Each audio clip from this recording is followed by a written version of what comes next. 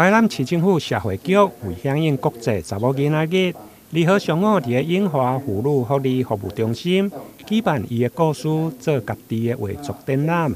由着月丁港顶一个参展艺术家王美琪担任策展人，邀请7位无同领域的创作者做伙来参与，将每一位查某囡仔自身的经历创作伫个画布顶面，并且举行开幕展。拥抱故事，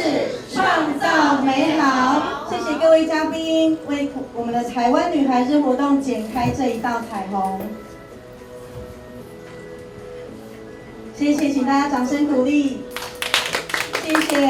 谢谢大家一起为台湾女孩日性别平权付出我们的支持。用心去感受，你会感受到呢，我们这15画，不管是男生或是女生所创作的，它代表了许多我们呢现代妇女呢应该去突破、应该拥有的这一种特性，所以也非常的让我感动。那也希望说呢，透过我们今天的记者会，台南市呢政府在今年呢的一个女孩日的一个活动当中，特别用画以艺术的方式呢来代表我们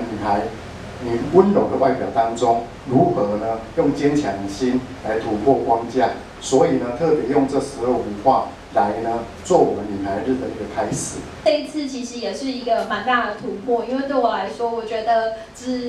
只展出我的画太可惜了。就我觉得可以多元融入大家不同的想法，然后透过就是创作的方式，因为我们在过程中其实有很多的讨论，然后跟不同的想法，然后各种灵感，然后的冲击等等的去创作出了这12幅画。开幕式中，现场邀请药明市长协进会陈楚云，再来优雅的长笛演奏，展现无同查某囡仔的创作甲才华。现场12个作品，描写着一档四季无同月份的特色。展期对今日起到10月30，欢迎有兴趣的民众做伙来欣赏查某囡仔的故事。